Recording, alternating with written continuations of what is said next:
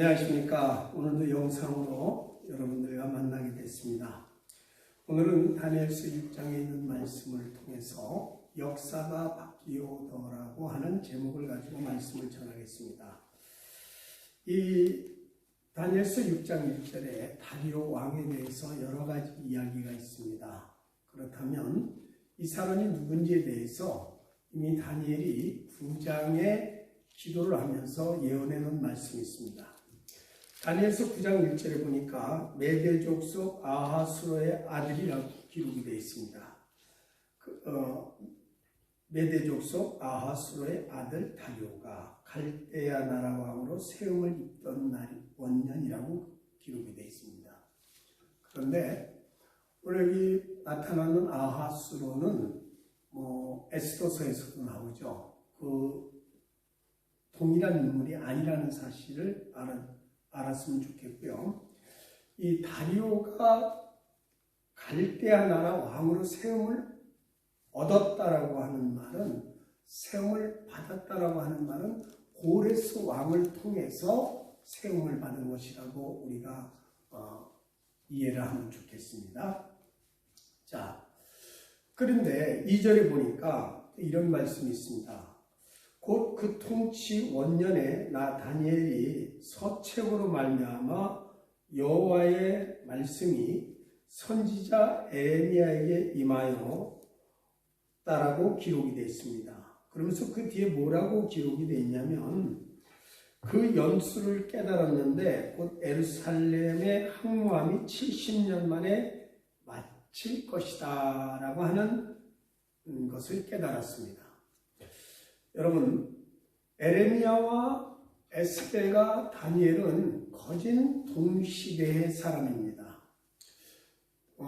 에레미야가 이 말씀을 예언을 언제 했냐면은 에레미야서 25장에 보게 되면은 이렇게 기록이 되어 있습니다. 에레미야서 25장 13절에 있는 말씀, 12절과 13절에 있는 말씀을 읽어드리겠습니다.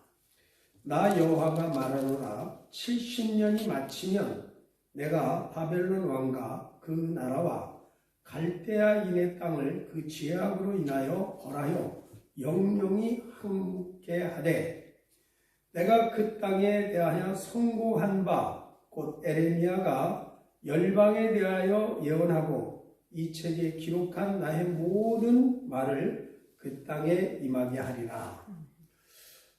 이렇듯이 이 다니엘은 에레미야 선지자의 서책을 읽었다는 것입니다. 에레미야는 이때 예언한 날짜를 보게 되면 BC 608년입니다. 에레미야가 이 말씀을 예언하고 3년 후에 1차 포로가 시작됩니다. 이제 바벨론이 쳐들어와서 예루살렘을 회파하고 1차로 포로로 잡혀간 BC 605년, 이때 다니엘이 1차 포로로 이제 바벨론으로 끌려가는 거죠. 자, 제가 여러분들에게 하고 싶은 말씀은요, 다니엘이 오늘 이 본문에 나와 있는 내용을 보게 되면 전에 행한 대로 하루에 3번씩 기도했다라고 6장 10절에 기록하고 있습니다. 이건 좀 더 나중에 더 말씀을 드리고요. 이 9장에 보면은 이 사실을 알고 나서 다니엘이 금식하며 베옷을 입고 죄를 뿌리고 그리고 하나님 앞에 기도하기 시작했습니다. 그리고 어떻게 기도했느냐면, 우리가 9장 5절에 보니까 우리는 이미 범죄하여 패역하여 행악하며 반역하여 주의 법도와 규례를 떠났사오며 라고 말합니다. 그러면서 다니엘은 민족의 죄와 조상의 죄와 자기의 죄를 회개하면서 기도하는 모습을 보게 됩니다. 여러분, 우리도 정말 이제 나라를 위해서 기도할 때가 되었습니다. 지금 제가 이런 얘기를 하면 여러분들이 어떻게 생각할지 모르겠지만 제가 몇 년 전서부터 제가 이런 말씀을 한국에서 예배를 드릴 때마다 전했습니다. 이 땅에 흑암이 가득 찼다. 여러분, 하나님은 매 시대 역사마다 쨍하고 해뜰 날도 주십니다. 그렇지만 어둠이 캄캄한 암흑의 세계를 또 주십니다.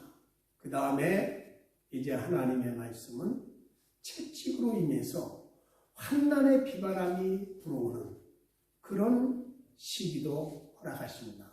이것은 개인이나 나라나 온 민족에게 하나님의 경영하심 속에서 나타나는 현상입니다. 여러분, 오늘 이 본문의 6장을 보게 되면은 1절에 이런 내용이 있습니다.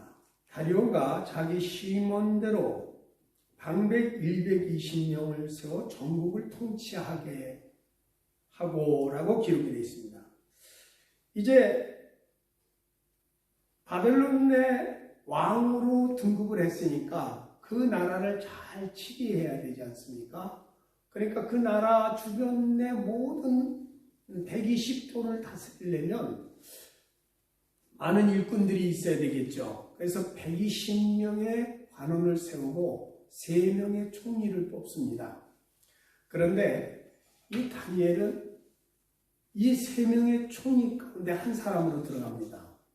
그런데 다리오 왕은 이렇게 또 결정을 합니다. 3절에 보니까 다니엘은 마음이 민첩하여 총리들과 방백들 위에 뛰어남으로 왕이 그를 세워 전국을 다스리게 하고 하는지라.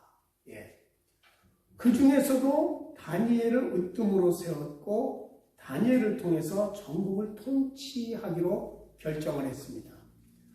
여러분, 다리오 왕은 참 지혜로운 사람입니다. 하나님의 사람을 선택한 것이죠. 여러분, 우리 이 시대에도 이렇게 다니엘과 같은 창세기에 나오는 요셉과 같은 그런 지도자가 우리나라에도 필요한 시대라고 생각을 합니다.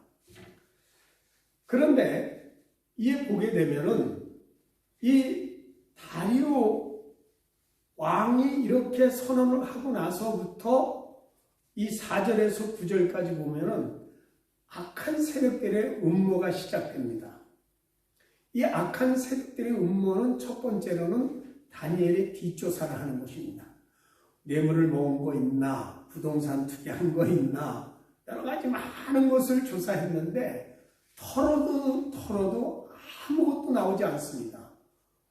오히려 그가 한 일에 대해서 찾아보면 오직 충성된 일이기 때문에 상을 줘야 할 것만 보이는 것입니다.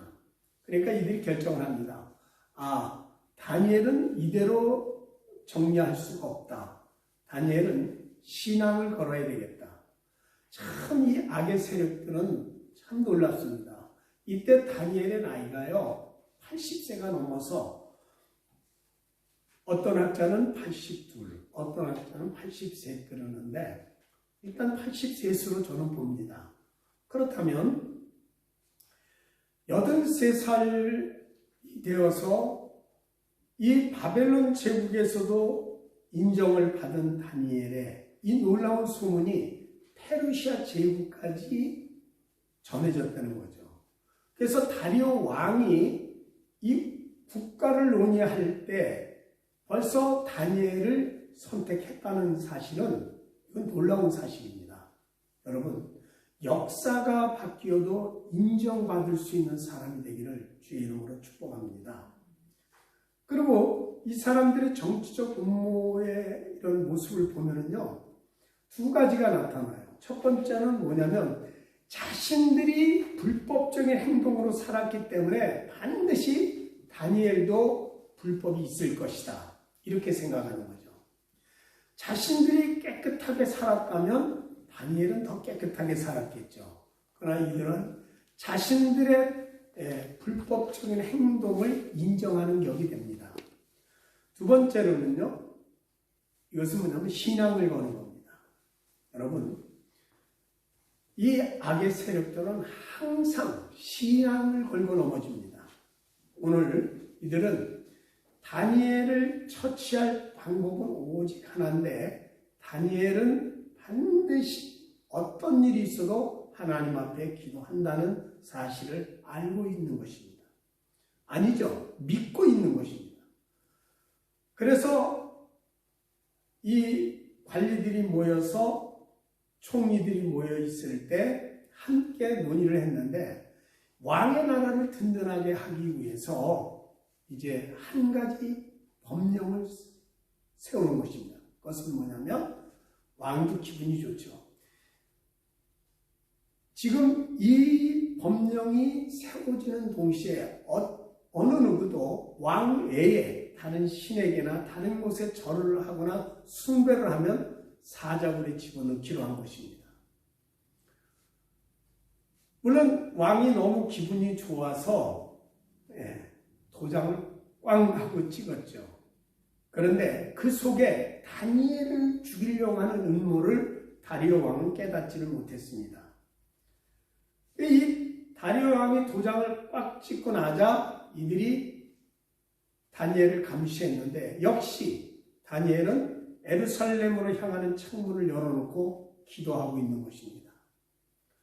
자, 그 사건을 정확하게 왕에게 보고합니다. 왕이여, 우리가 왕 외에 다른 신들에게 절을 하거나 다른 신들을 숭배하게 되면 사자굴에 집어넣기로 우리 법에 결정을 하지 않았습니까? 지금 다니엘이 이렇게 기도를 하고 있고 무릎을 꿇고 예루살렘을 향하고 있습니다. 이것은 반드시 법을 위반한 것이기 때문에 사자굴에 집어넣어야 됩니다. 이때서야 왕이 깨달았습니다. 아, 이들이 다니엘을 죽이려고 했구나. 그러나 이미 자기가 도장을 찍었기 때문에 다니엘을 구원해낼 방법이 없습니다. 자기 스스로의 무덤을 판 것이죠. 자가당적에 빠져서 욕심을 부리다가 결국에 자기가 신뢰하는 다니엘을 죽이게 생긴 것입니다. 결국 왕의 무력함이 여기서 나타난 거죠. 이 정치적인 음모라는 게 이렇습니다. 그래서 다니엘을 살리고 싶으나 살릴 수 없던 왕은 다니엘을 사자굴에 넣도록 하고 사자굴에 놓고 그 들어간 불 속에 돌로다가 그 문을 막습니다. 자, 그리고 나서 오늘 왕이 뭐라고 얘기하냐면 그 다니엘에게 이렇게 말합니다. 다니엘아, 네가 믿는, 네가 섬기는 하나님이 너를 구원하리라. 자, 그러고 나서 이 다리오 왕이요, 얼마나 걱정을 했는지 밤에 잠을 못 자고 모든 기약을 다 금식하며 기도하고 있었어요. 그리고 나서 새벽에 달려나왔죠. 그 다음날 지금 새벽에 달려나왔는데 이 다리오 왕이 소리를 지릅니다. 사시는 하나님의 종 다니엘아, 너의 항상 섬기는 내 하나님이 사자의 입에서 너를 구원하시기를 능하셨느냐? 그랬더니 다니엘이 왕에게 이렇게 인사합니다. 왕은 만세수하십시오. 그러면서 자, 하나님이 천사를 보내서 사자의 입을 뽕했습니다. 자, 이제는 이것으로 내가 죄가 없다는 사실이 입증되었다고 말합니다. 그러자 23절에 보면 다니엘의 구원과 그 왕이 기뻐하는 모습이 기록되어 있습니다. 그리고 24절에서 28절까지는요, 이제 이런 내용이 있습니다. 이 다리오 왕이 이렇게 고백하죠. 24절, 25절 있는 말씀 그대로 읽어드리겠습니다.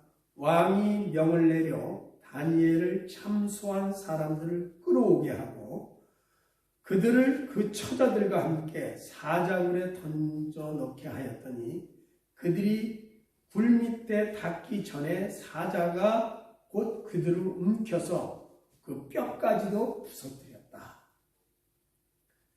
그리고 나서 25절에 이렇게 기록이 되어 있습니다. 이에 다리오 왕이 온 땅에 있는 모든 백성과 나라들과 각 방언하는 자들에게 조소를 내려 가로되 원컨대 많은 평강이 너에게 있을지어다. 내가 이제 조소를 내려놓으라. 내 나라 관할 아래 있는 사람들은 다 다니엘의 하나님 앞에 떨며 두려워할지니 그는 사시는 하나님이시요 영원히 변치 않으실 자시며 그의 나라는 망하지 아니할 것이요 그의 권세는 무궁할 것이며. 누구 생각이 나죠? 바벨론 제국의 느부갓네살 왕이 생각납니다. 28절에 이렇게 기록이 되어 있습니다. 그는 구원도 하시며 건져내기도 하시며 하늘에 있든지 땅에 서든지 이적과 기사를 행하시는 자로서 다니엘을 구원하여 사자의 입에서 벗어나게 하셨습니다. 자, 오늘 마지막 절에는 이렇게 기록을 하고 있습니다. 이 다니엘이 다리오 왕의 시대와 바사 사람 고레스 왕의 시대에 형통하였더라. 여러분, 오늘 이 본문 내용의 스토리는 이렇습니다. 자, 여러분, 제가 처음에 이야기할 때 다니엘서 9장의 이야기를 했습니다. 그런데 이 다니엘서 9장에 보면 다니엘이 철저하게 하나님 앞에 회개하는 모습이 나옵니다. 그 이유는 에레미야 선지자를 통해서 하나님이 말씀하신 그 책자를 읽고 그는 하나님께서 이제 이스라엘 백성을 회복하실 시기가 되었다는 걸 알고 그는 회개로 준비하고 있는 것입니다. 여러분, 이때 다니엘은 이 기도를 멈출 수가 없는 것입니다. 그래서 다니엘서 6장 10절에 보면 이렇게 기록을 합니다. 다니엘이 이 조서에 어인이 찍힌 것을 알고도 자기 집에 돌아가서 그 방에 예루살렘으로 향하여 열린 창에서 전에 행하던 대로 다니엘은 어려서부터 포로로 잡혀와서부터 지금까지 83세가 되었을 때까지 그는 꾸준히 나라와 민족을 위해서 예루살렘 회복을 위해서 역사를 주관하시는 하나님의 뜻을 위해서 그는 끊임없이 기도하고 있었습니다.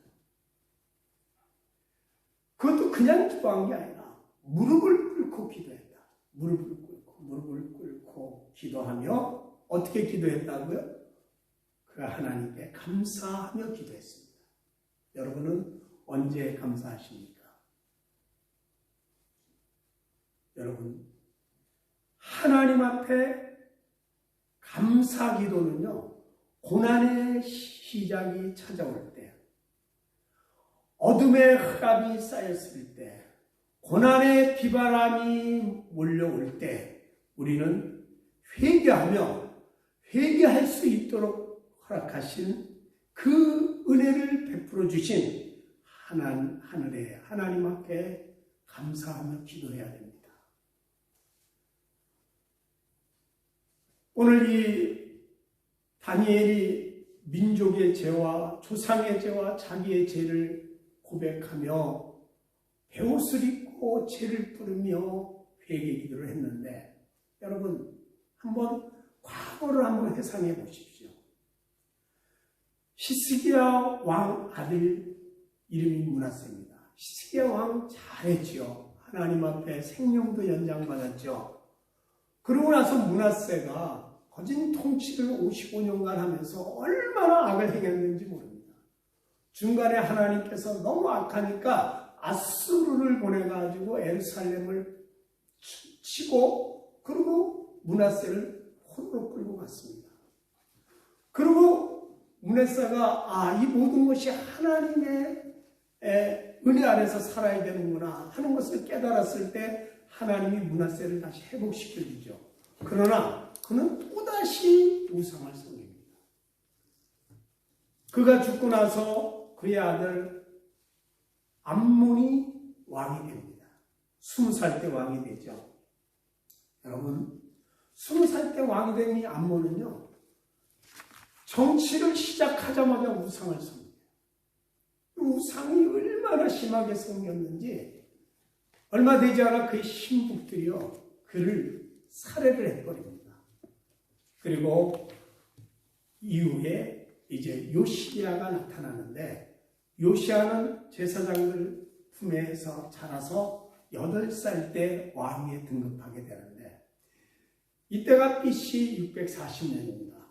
그때 그 시대에 스바냐 선지자가 활동을 했습니다. 스바냐 선지자가 외치며 회개를 외치며 그렇게 하나님 나라 위해서 말씀했을 때 요시야 선지자가 그 영향력을 받아서 개혁을 실천했습니다. 끊임없이 개혁을 했습니다. 그렇지만 결국 정치 지도자들과 백성들은요, 여전히 우상을 섬겼습니다. 그리고 나서 이제 요시야 왕이 갈구마 전투에 바로 올라오는 애굽 왕을 맞서러 나가다가 거기서 이제 전쟁에서 죽게 되죠. 자, 여러분, 이렇듯이 에레미야가 활동할 당시에 우리가 에레미야서를 이렇게 보게 되면요, 에레미야에 보게 되면 1장 1절에 이렇게 기록되어 있습니다. 베냐민 땅 아나도스의 제사장 중 실기야의 아들 에레미야라, 이렇게 기록이 되어 있습니다. 여기 뭐라고 2절에 기록되어 있냐면, 암몬의 아들 유다왕 요시야의 다스린 지 13년에 여호와의 말씀이 에레미야에게 임하였고, 요시야의 아들 유다왕 여호와김 시대부터 요시야의 아들 유다왕 시드기야의 제 11년 말까지 임하니라. 여러분, 우리는요, 이 에레미야 선지자를 통해서 쓴 서책의 말씀이 하나님의 말씀이라는 것을 분명히 믿고 하나님 앞에 죄를 뿌리며 회개한 이 다니엘은 또 이사야서도 읽었을 것이고 아모스서도 읽었을 것이고 모세오경은 말할 것도 없이 읽고 있었겠죠. 철저하게 말씀으로 계시된 하나님의 역사를 분명히 믿고 하나님이 해결해 주실 걸 믿고 회개하며 기도하는 것입니다. 여러분, 저와 여러분의 오늘 이 시대를 보면서 정말 이 시대는 어둠이 꽉 찼습니다. 이제는 비바람이 몰아치는 이제 고난과 환난의 시대가 올 것입니다. 그렇다면 오늘 이 시대에 깨어있는 하나님의 백성들은 다니엘처럼 전에 행한 대로 우리가 하나님 앞에 기도하면서 회개해야 합니다. 저도 마찬가지고요. 이 영상을 보시는 여러분들도요, 회개해야 합니다. 이제는 다른 방법이 없습니다. 이 시대는요, 악의 세력이 연합해 있습니다. 이때 우리는 말씀을 붙들어야 합니다. 오늘 이 악의 시대가 연합해서 하나님의 백성들을, 이 하나님의 교회를 파괴하려고 하는, 무력화시키려고 하는 이 무리들을 우리는 말씀을 가지고 대항해야 합니다. 여러분, 다니엘은 어려서부터 자기 갈 일을 잘 해왔습니다. 지금 이 시대는 저와 여러분이 하나님 앞에서 내 자신을 돌아보며 이제 나를 관리하며 하나님의 말씀 안에서 새 힘을 얻어야 합니다. 시편 18편 1절 2절에 보면 이런 말씀이 있습니다. 나의 힘이 되신 여호와여, 내가 주를 사랑합니다. 여러분, 우리는 이런 고백을 많이 합니다. 그렇습니다. 왜 사랑하게 됩니까? 다윗은 이렇게 말을 합니다. 여호와는 나의 반석이시고 요새시고 내가 어디 있든지 나를 건지시는 자시고 또 내가 위험한 한난에 처했을 때 내가 피할 바위가 되시고 또 내가 어려운 환경 속에 공격받을 때 화살이 날려오는 공격을 받을 때 방패가 되신다고 했고요. 그리고 나를 구원하기 위하신 나의 구원의 뿌리라고 했습니다. 예, 하나님의 능력이죠. 그 다음에 완전하게 보호하시는 산성이라고 했습니다. 이거 다 같은 내용 같습니다. 그렇지만 완벽하게 보호해 주시는 하나님의 능력을 확실히 붙들어내는 것이죠. 저와 여러분 또한 마찬가지입니다. 우리가 예수 그리스도 안에서 우리가 주님을 만나서 주님 안에서 사는 것이 무엇입니까? 저 개인적인 잠깐의 이야기로는요. 정말 저는 약하고 참 무식하고 어리석었던 사람입니다. 근데 하나님께서 저를 만나주셨습니다. 아주 고난 가운데 있을 때 저를 만나주셨습니다. 저희 아내가 이 앞에 있으니까 그 고난이 무엇입니까? 하도 하나님의 말을 듣고 안다니까 하나님께서 저를 갖다가 고난의 골짜기로 밀어넣는데 그것이 바로 감옥이었습니다. 그 감옥은 저의 고난의 골짜기도 했지만 하나님과 대화라는 유일한 장소였습니다. 별것도 아닌 사건을 가지고 공안사범으로 엮여 들어가서 정치범으로 몰려서 형을 살고 있는데 제가 말씀을 읽는 동안에요. 에레미야 33장에 있는 말씀을 읽었습니다. 에레미야 33장에 보면은요, 이런 말씀이 있습니다. 에레미야가 시위대 뜰에 갇혀 있을 때 여호와의 말씀이 임했는데, 여러분, 그때 어떤 말씀을 주시냐면요. 이를 행하시는 여호와, 그 일을 지어 성취하는 나 여호와가 말하노라. 너는 내게 부르짖으라. 내가 네게 응답하겠고 네가 알지 못하는 크고 비밀한 일을 보여주실 것이다. 그 말씀을 읽으면서 저는 많은 생각을 했습니다. 참 내가 세상을 어리석게 살았구나. 저희 아내가 날마다 저를 찾아 면회를 왔는데 제가 하도 성경에 대해서 물어보니까 자기를 위로하려고 거짓말하는 것 같다라고 그렇게 생각을 했답니다. 제가 왜 그 에레미야 말씀에 감동을 받았냐면요. 여러분들 그 사무엘상에 보면 한나가 아이를 못 낳아가지고 그렇게 하나님 앞에 기도하잖아요. 그때 당시에는 정말 하나님의 말씀이 희귀한 시대입니다. 그런데 한나가 와서 그렇게 울면서 기도를 하는데 엘리 제사장이 보니까 뭔가 기도를 하고 있는데 입만 동동동동 구르고 있거든요. 그러니까 왜 이렇게 술을 먹었냐 그랬어요. 그랬더니 이 한나가 뭐라냐면 나는 술이 취한 게 아니라 내 모든 어려움을 내 모든 것을 하나님 앞에 고하고 있는 중입니다. 그렇게 이야기를 하니까 이 엘리 제사장이 이렇게 얘기합니다. 그 얘기를 듣고 가라. 네, 하나님이 이제 응답하셨다고 가라고 얘기합니다. 그때 벌떡 일어난 한나는 전혀 의심하지 않고 그 참 하나님 앞에 버림을 얼마 있으면 버림받을 엘리 제사장의 말을 듣고 그대로 순종하며 근심이 없었다라고 성경은 기록합니다. 그 이후에 이제 아이를 낳았는데 그 아이를 이름을 사무엘입니다. 그 한나가 기도하면서 뭘 깨달았겠습니까? 예, 하나님의 마음을 깨달았겠죠.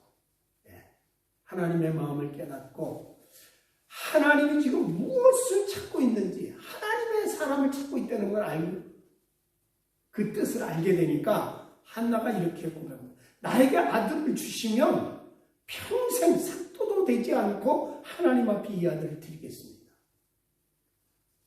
그리고 1년이 됐습니다. 그의 남편이 이제 엘가나가 제사하러 올라갈 때 한나는 이렇게 말합니다. 이 아이를 하나님 앞에 드릴 때까지 저는 올라가지 않겠다. 그러나 이제 엘가나가 혼자 올라갔죠. 그 다음에는 이제 아이가 젖을 떼게 되니까 예물을 가지고 엘리 제사장 앞에 가서 그 아이를 맡기면서 한나가 이렇게 기도를 합니다. 자, 저는 이 기도 내용을 예전에 다 많이 암송을 했죠. 이 3절에 보면 이렇게 말합니다. 심히 교만한 말을 다시 하지 말 것이며 오만한 말을 내 입에서 내지 말지어다. 여호와는 지식의 하나님이라 행동을 알아보시느니라. 그러면서 8절에는 이렇게 기록되어 있습니다. 여호와는 죽이기도 하시고 살리기도 하시고 무에 내리기도 하시고 올리시기도 하시느니라. 여호와는 가난하게도 하시고 부하게도 하시며 낮추시기도 하시고 높이시기도 하시느니라. 한 절 더 읽어드리겠습니다. 8절에 가난한 자를 진토에서 일으키시며 빈핍한 자를 거름터미에서 드사 귀족들과 함께 앉게 하시며 영광 위를 차지하게 하시는도다. 땅의 기둥들은 여호와의 것이라 여호와께서 세계를 그 위에 세우셨도다. 저는 에레미야서 말씀을 읽고 엎드려 기도하면서요, 이 말씀을 깨달으면서 얼마나 울었는지 모릅니다. 참 많이 울었습니다. 아무것도 아닌 인간이 뭐 잘났다고 뛰어들어가가지고 그런 짓에 참 어리석었다는 게 깨달아진 거죠. 예, 그렇습니다. 하나님께서는 이 어리석은 자의 눈을 열어주셨습니다. 믿음의 눈을 열어주셨습니다. 그래서 약한 나를 강하게 만드셨고요. 예, 가난에 찌든 나를 부하게 만드셨고요. 그것뿐인가요? 예, 눈이 멀어 어둠 속에 있던 나에게 세상의 하나님의 역사를 볼 수 있는 눈을 열어주시는 거죠. 저는 이 사실을 언제든지 잊지 못합니다. 여러분, 그래서 저는 늘 기도합니다. 너는 내게 부르짖으라. 내가 네게 응답하겠고 네가 알지 못하는 크고 비밀한 일을 보여주실 것이다. 누구에게요? 하나님을 믿는 사람. 어떻게 믿는 사람이에요? 일을 행하시는 자. 그 일을 실행에 옮기시는 분. 그 모든 것을 지어 성취하시는 분. 그분을 전적으로 믿고 따라갈 때 하나님께서는 모든 것을 밝히 보여주신다는 것이죠. 여러분, 저는 오늘 몇 가지 말씀을 하고 마치려고 합니다. 여러분, 이사야서 26장 3절에 보면은요, 심지가 견고한 자를 주께서 평강으로 이끌어 주신다고 했습니다. 그렇습니다. 우리가 믿음에 흔들리지 않고 지금 이 환난이 다가오는 이 시대에 우리가 무릎을 꿇고 기도하면 하나님께서는 아직 대한민국 교회, 대한민국 땅에 바르게 무릎 꿇자는 7천을 남겨놓으셨기 때문에 우리의 기도를 들어 응답해 주시고 우리 하나님께서 다니엘의 삶을 역전시켰던 것처럼 우리의 인생 역전이 우리의 나라와 내 개인의 인생을 역전시키셔서 크고 비밀한 일들이 그대로 나타날 수 있도록 보여주실 것이라고 저는 믿습니다. 우리는 남북이 하나 되어야 됩니다. 우리는 이것을 위해서 앞선 믿음의 선지자들이 수없이 기도했습니다. 순교의 길을 가면서까지 기도했습니다. 손양원 목사님, 주기철 목사님, 그 밖에 많은 우리 대한민국의 믿음의 선진들은요, 끊임없이 주님의 재림을 사모하며 나라와 민족을 위해서 기도했고요. 제가 기도할 당시에도 삼각산, 칠보산 그 꼭대기에서 태극기를 걸어놓고 정말 눈물로 기도하는 구국재단들이 너무너무 많았습니다. 어느 시점에 저희 나라가 하나님의 은혜를 받아서 쨍하고 해 뜰 날이 와서 그 쨍하고 해 뜨는 그 시기에 우리는 얼마나 하나님 앞에 감사했습니까?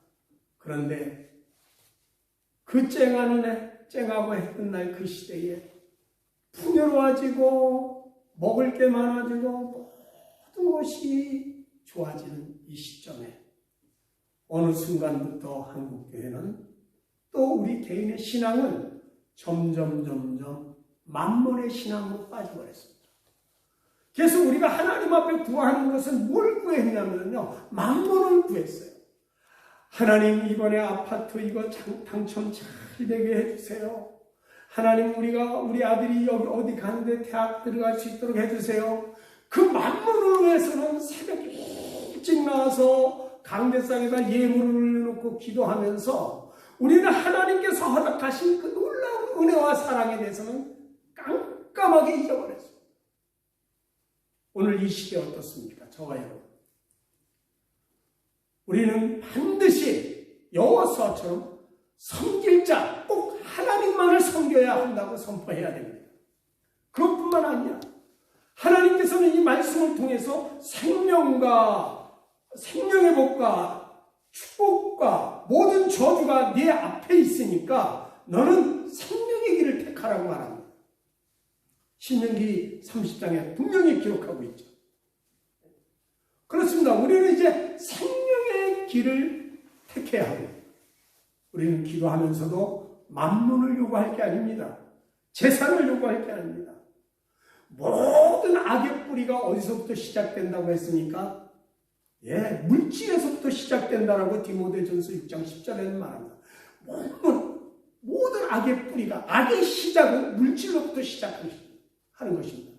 그래서 많은 사람들이 이것으로 인해서, 이 물질로 인해서 자기가 자기를 찔렀다라고 말을 합니다. 여러분, 또 이런 말씀이 있습니다. 디모데전서 6장 10절에 보면 사도 바울이 디모데에게 이렇게 권면합니다. 믿음의 선한 싸움을 싸우라. 여러분, 지금 저와 여러분은 믿음의 선한 싸움을 싸워야 할 시간이 됐습니다. 그리고 사도 바울은 이렇게 말합니다. 영생을 취하라고, 적극적인 자세를 가지라고. 이것으로 해서 네가 부르심을 받았고 이것으로 인해서 네가 증인의 삶을 사는 거라고. 그렇습니다. 우리는요, 예수 믿은 사람입니다. 하나님의 은혜로, 그 그리스도의 대속의 은혜로 우리는 값없이 구원을 받았다라고 고백하고 말을 하는 사람들입니다.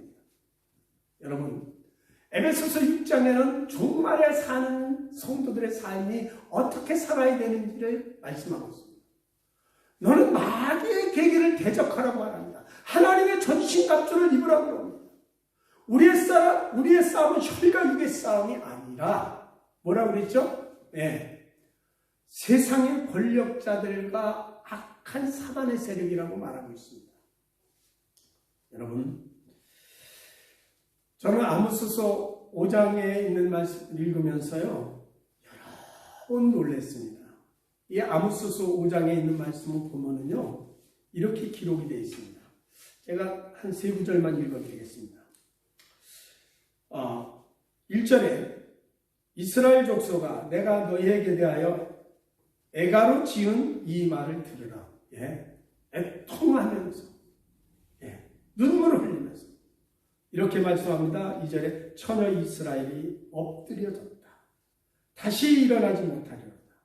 자기 땅에 던지며 일으킬 자가 없다. 이스라엘을 일으킬 자가 없대요. 그리고 3절에 이렇게 말합니다. 주 여호와께서 가라사대 이스라엘 중에서 1000명이 나가던 성읍에 100명만 남고 100명이 나가던 성읍에 10명만 남는다. 처참하게 무너집니다. 그러면서 이렇게 말합니다. 4절에 여호와께서 이스라엘 족속에게 이르시기를 너희는 나를 찾아라. 그러면 살리라. 하나님을 찾아라. 그러면 산다. 너희가 베델로도 가지 말고 부엘세바로도 가지 말라. 길갈로 가지 마라. 너희가 어디로 가든지 하나님을 찾지 않으면 사로잡힐 것이다. 공법을 인진으로 변하며 여러분 법이 사라졌습니다. 정의를 땅에 던지는 자다. 묘성과 삼성을 만드시며 사망의 그늘로 아침이 되게 하시며 백주로 어두운 밤이 되게 하시며 바닷물을 불러 지면에 쏟으시는 자를 찾으라. 그 이름은 여호와시니라. 여러분 이제 여호와를 찾을 때가 됐습니다. 디모데후서 3장 4장에 보면요, 이 시대의 성도들은 이제 어떻게 살아야 될 것인가에 대해서 선택을 요구하고 있습니다. 디모데전서 3장 이렇게 말하죠. 여기 이렇게 말합니다. 네가 이것을 알라. 오늘 이 말씀은 사도 바울이 디모데에게 한 말씀이죠. 오늘 하나님께서 우리에게 주신 말씀입니다. 차오는 이것을 알라. 말세에 고통하는 때가 이르리니 사람들이 자기를 사랑하며 돈을 사랑하며 자긍하며 교만하며 해방하며 부모를 거역하며 감사치 아니하며 거룩하지 아니하며 무정하며 원통을 함을 풀지 아니하며 참소하며 절제하지 못하며 사나우며 선한 것을 좋아하지 않으며 4절에 배반하며 팔며 조급하며 자고하며 쾌락 사랑하기를 하나님 사랑하는 것보다 더하다. 경건의 모양은 있는 것 같은데 능력을 부인하는 자들. 여러분, 저와 여러분 이 시대를 어떻게 보고 있습니까? 우리는 깨달아야 합니다. 쾌락 사랑하기를 하나님 사랑하는 것보다 더하다. 혹시나 우리 성도들 가운데 우리 교회에 다니는 성도들 중에도 하나님을 찾고 있긴 하지만 경건의 모양은 다 사라지고 하나님의 능력은 부인하고 오직 만물만을 구하는, 내 것만을 구하는 이기적인 신앙은 없는지 우리 한번 살펴봐야 합니다. 여러분, 우리의 신앙은 고난을 통해서 더 강해집니다. 고난을 통해서 우리는 승리의 영광을 보게 됩니다. 그리고 그 승리의 영광 속에서 하나님이 이루어가시는 기쁨을 보게 됩니다. 오늘 다니엘은 그 기쁨을 받습니다. 우리는 주님으로 받은 하나님의 사랑을 잊어서는 안 됩니다. 하나님의 백성답게 구별되게 살아야 합니다. 하나님은 저와 여러분에게 분명한 말씀을 던져주셨습니다. 그렇다면 오늘 이 시대를 살아가는 저와 여러분, 예수 믿으면 구원받지, 맞습니다. 믿으면 구원받습니다. 그러나 그 믿음이 잘못되어질 때는 하나님의 징계가 임한다는 사실을 잊어서는 안 됩니다. 여러분, 이 말씀이 무겁게 들리십니까? 무겁게 듣지 마시고요. 그냥 하나님께서 오늘 이 시대에 나에게 하시는 말씀이구나 라고 믿고 들으십시오. 마지막 시편 19편 말씀을 잠시 보면서 말씀을 정리하기로 하겠습니다. 시편 19편에 이런 말씀이 있습니다. 10절에 있는 말씀, 7절에 있는 말씀입니다. 천천히 읽어드리겠습니다. 여호와의 율법은 완전하여 영혼을 소생케 하고 여호와의 증거는 확실하여 우둔한 자로 지혜롭게 하며. 여러분, 여호와의 말씀은 완전해서 뭐 한다고요? 영혼을 소생케 하신다. 영혼. 하나님의 말씀만이 우리를 새롭게 할 수 있습니다. 하나님의 말씀이 우리 속에 들어올 때 내가 어디로 가야 할지 하나님이 내 발에, 내 발길에 등이 되어주신다고 약속하셨습니다. 그리고 여호와의 증거는 확실해서 우둔한 자로 지혜롭게 합니다. 여러분, 참 저는 우둔한 자였습니다. 그런데 하나님의 말씀을 깨닫고 나서부터 그래도 남보다 조금 더 지혜로운 자가 됐습니다. 그런데 하나님 앞에서는 저는 참 어리석습니다. 하나님이 어떤 감동을 딱 주시면요, 뒤도 돌아다보지 않습니다. 누가 뭐라 그래도 갑니다. 또 이렇게 말씀합니다. 여호와의 교훈은 정직하여 마음을 기쁘게 한다고 합니다. 여러분, 이 시대에 공의가 사라졌습니다. 예, 정의는 찾아볼 수가 없습니다. 정직한 사람만이 위로부터 오는 기쁨을 누릴 수 있습니다. 여러분, 거짓은 항상 나를 붙들고 나를 멸망의 골짜기로 끌고 갑니다. 이 시대에 마음이 정직한 사람이 돼서 기쁨이 넘치는 삶을 살기를 주의 이름으로 축복합니다. 여호와의 계명은 순결해서 눈을 밝게 한다는 것입니다. 그렇습니다. 하나님의 말씀을 읽고 그 말씀 너무너무 순결해서 그 말씀 앞에 회개하면 하나님께서는 우리의 눈을 아주 밝게 볼 수 있도록, 뚜렷하게 볼 수 있도록, 정확하게 볼 수 있도록 저와 여러분의 삶을 인도해 주십니다. 눈을 밝게 해주신다고 했습니다. 여러분, 또 특별히 마지막에 이렇게 말합니다. 많은 거, 금도 좋고 몸도 정금도 좋지만 이거보다 더 사모할 것이 있는데 바로 하나님의 말씀인데 꿀송이보다 달달하다고 했습니다. 여러분, 그렇습니다. 하나님의 말씀은요, 꿀송이보다 답니다. 우리가 이 말씀을 먹을 땐 씁니다. 그러나 먹고 나면은요, 정말 그 말씀이 답니다. 우리는 오늘 쓴 말씀을 먹었습니다. 우리 속에서 이제 단 말씀이 나와야 되고, 우리가 하나님의 말씀을 달게 먹었습니다. 그렇다면 우리 속에서 이 세상을 향해서 쓴 말씀도 토해내야 합니다. 여러분, 오늘 다니엘 보십시오. 다니엘은 자기 관리를 잘했습니다. 그리고 언제나 자기를 지키신 하나님, 83년 동안 자기를 지키신 하나님 앞에서 그는 나라와 민족을 해서 하나님의 회복시켜줄 것을 위해서 전에 행한 대로 하루에 3번씩 기도하며 하늘의 하나님 앞에 감사하며 예루살렘을 향해서 기도합니다. 여러분, 오늘 우리도 마찬가지입니다. 여러분이 어디에 있든지 어느 장소에 있든지 여러분이 섬기는 교회를 위해서 기도하십시오.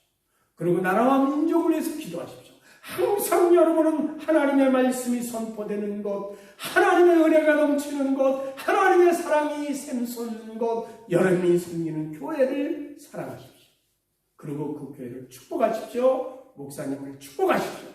그것뿐만 아니라 여러분 스스로가 하나님 말씀 앞에서 여러분을 축복하며 여러분의 삶에 하나님의 말씀이 여러분과 함께 동행하며 하나님의 말씀이 여러분의 영혼을 날마다 소생시키는 기쁨과 감사가 넘칠 수 있는 그런 은혜가 있기를 주의 이름으로 축복합니다.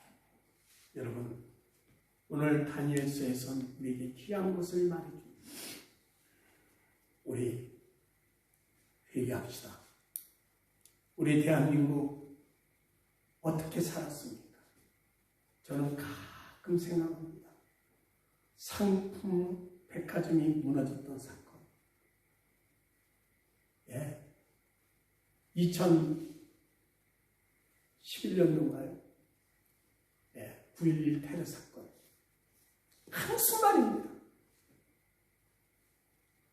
성수대교가 갑자기 뚝 끊어진 사건. 여러분, 한순간입니다. 우리 인간은요, 하나님 앞에 무릎을 꿇을 때 하나님께서 희망의 길을 보여주십니다. 세계가 요동을 치고 있습니다. 그리고 역사가 지금 이상하게 뒤틀리고 있습니다. 이때에 저와 여러분이 해야 할 것은 다니엘처럼 전에 행한 대로 기도해야 됩니다. 요한계시록 1장에서는 이렇게 말씀하죠. 첫사랑을 회복하라. 또 이렇게 말씀하시죠. 때가 가까웠다. 요한계시록 16장 19절에는 이런 말씀이 있죠. 개구리 영들이 판친다. 그렇습니다. 환난의 시대에, 어둠의 시대에는요, 이 개구리 같은 악한 사단의 영들이요, 이 거짓을 퍼뜨려가지고요, 하나님의 백성들을요, 혼돈케 합니다. 이때 우리는 하나님의 말씀을 붙잡고 하나님의 약속을 붙잡고 여호와 하나님을 사랑하며 믿음으로 승리할 수 있는 하나님의 백성들이 되기를 주님의 이름으로 축복합니다. 기도하겠습니다. 하나님 아버지, 역사가 바뀌어도 언제나 동일하게 하나님의 백성들을 지켜주시며 인도하시는 하나님, 우리 대한민국을 하나님이 기억해 주시기를 원합니다. 이제 흑암의 세력들이, 이 어둠의 세력들이 이 한국 땅에 꽉 차서 거짓의 영으로 하나님의 백성들을 미혹하고 있습니다. 주님, 다시 한번 기억해 주사.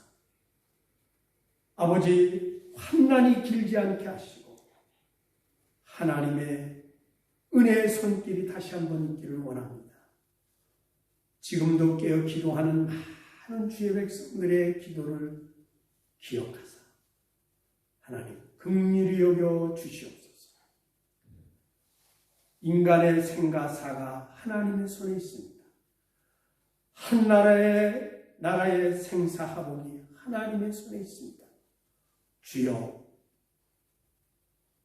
우리 대한민국 교회를 기억하시고 대한민국 성도들을 기억하시고 믿음의 지로 온전케 하신 주를 바라보며 무릎을 꿇고 하나님을 찾는 백성들이 될 수 있도록 축복해 주옵소서. 오늘 이 영상을 통해서 함께 말씀을 묵상하는 모든 분들에게 하나님의 위로하심과 하나님의 축복하심과 하나님의 인도하심이 충만케 하여 주옵소서. 넘치게 하여 주옵소서. 가정의 모든 대소사를 알 수 없지만 이 말씀을 듣고 함께 깨닫고 함께 하나님 앞에 나가는 모든 성도들, 모든 참여자들에게 하나님의 역사심을 맛보게 하여 주옵소서. 예수 그리스도의 이름으로 축복하며 기도합니다. 아멘.